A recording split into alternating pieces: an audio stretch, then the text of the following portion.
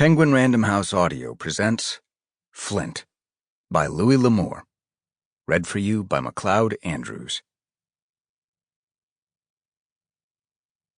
Chapter 1.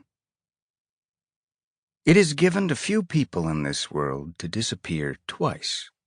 But, as he had succeeded once, the man known as James T. Kettleman was about to make his second attempt.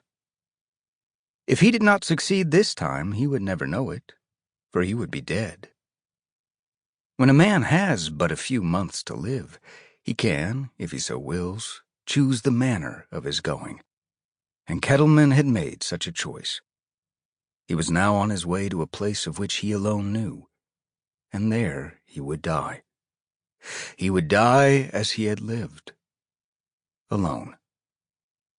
It was ironic that he who hated the West should return there to die, but like a wild animal which knows when death is upon it, he was seeking a dark and lonely place where he could die in peace, and in his own way. At this moment no man in the railroad car looked stronger, more alive, more resolute. Yet the seed of death was in him, and the plant had but a little while to grow. There were 5 people in the car. The lights were dim. The passengers lay sprawled in uncomfortable sleep. The train rushed westward through the cold, clear night, carrying the man steadily toward his final destination. A very pretty young woman, who had got on at Santa Fe, sat a few seats ahead of him and across the aisle. Farther front, 3 men were seated, each traveling alone. Occasionally the conductor entered, accompanied by a blast of cold air. Several times he added fuel to the cast-iron stove. People interested Kettleman only as prospective antagonists, and of the men in the car, only one seemed likely to fit that category. He was a straw-haired man with a lean and dangerous look, like a wolf among sheep. The girl was tall, gracefully slender, and her brown eyes had a way of looking directly at a man that was frank without boldness. Kettleman decided she was a girl who had been much around men, that she was used to them and liked them. Her name was Nancy Kerrigan. He overheard it when she was giving directions for packages to be placed in the baggage car. The country outside was invisible. The windows had steamed over and the train moved as if through an endless tunnel. To Kettleman it did not matter, for he knew every foot of this roadbed and the surrounding country from descriptions which had come to his desk in New York. The high plain was broken at intervals with long ridges and outcroppings of lava, and in the mountains there was marketable timber. When he began planning his second disappearance, Kettleman had gone over all available reports and maps. They were climbing steadily. Ahead were high mesas, more lava, and occasional ruins.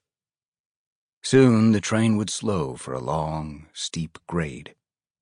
When that time came, he would step off the train into the darkness. His destination was familiar only from a description given him 15 years ago over a campfire by a man who had often used the place for a hideout. When he left the train, he would return to the oblivion from which he had emerged 15 years earlier. Then James T. Kettleman would cease to exist, although actually he had ceased to exist a few days ago in Virginia. For the few weeks that remained to him, he would be nameless once more. To disappear the first time had been relatively easy for the lanky 17-year-old youngster he was then. No one noticed him when he came into the saloon at the crossing that night with Flint. It was not until the brief silence that followed the blasting of guns that their attention was drawn to him by the cocking of his gun. The men who killed Flint had scarcely seen the boy until that moment, but within the space of 5 seconds, 5 of them were shot dead, and 2 were dying. 2 more were wounded, but would live to carry the memory of that shocking 5 seconds to their graves. And in the darkness after the lights had been shot out, the boy had carried Flint from the room. There was a doctor at an army post 20 miles away, but they were never to make it. Legend was born that night in Kansas, and the story of the massacre at the crossing was told and retold over many a campfire. Neither the man at the card table nor the youngster who carried him away was known, and both vanished as if the earth had opened to receive them. The events preceding the shooting provided only the information that two roughly dressed men had come in out of the night, and one bought chips in a poker game while the other dozed near the door. This was the youngster who, upon that night, was to shoot himself into Western history. The man at the table played a shrewd, intelligent game, and at the end of 2 hours he was winner by a small amount. The first indications of trouble came from the bar where a group of Texas trail drivers were drinking. The trail drivers had noticed the stranger playing cards, and, after some whispering among them, they had drifted over to gather around the table. Suddenly, two of the trail hands grabbed the stranger's arms, and one of the others said, "This man is a hired killer." Then 4 of the trail drivers fired into his body. In the instant of silence that followed the shooting, they heard the click of a drawn-back gun hammer, and every head turned. "He was my friend," the youngster said, and he started shooting. Of the 5 killed in the first blast, 4 died from headshots, all fired in the split seconds before somebody shot out the lights. Of the 2 survivors, neither would talk, but one of the dying men had whispered, "Flint." It was rumored that Flint was the name of an almost legendary killer who was occasionally hired by big cattle outfits or railroad companies. The train whistled, the lonely sound trailing off across the windswept plains. Kettleman got out his pipe and lighted it. His 2 bags and haversack were at the back of the car. When he opened that door, there would be a moment when the cold air might awaken the others, but he would be gone. Up to a point he had planned every move, but once arrived at Flint's old hideout, there would be nothing to do but wait. Some time ago, his doctor told him he would not live a year, and most of that year had passed. He sat in what was called a parlor car because of its elaborate lamp fixtures and narrow strips of mirror between the windows. In one of these, he glimpsed himself. His face was lean and hard, triangular, with high cheekbones, green eyes, and a strong jaw. His sideburns were long in the fashion of the time, his hair dark brown and curly. In the light it showed a tinge of red.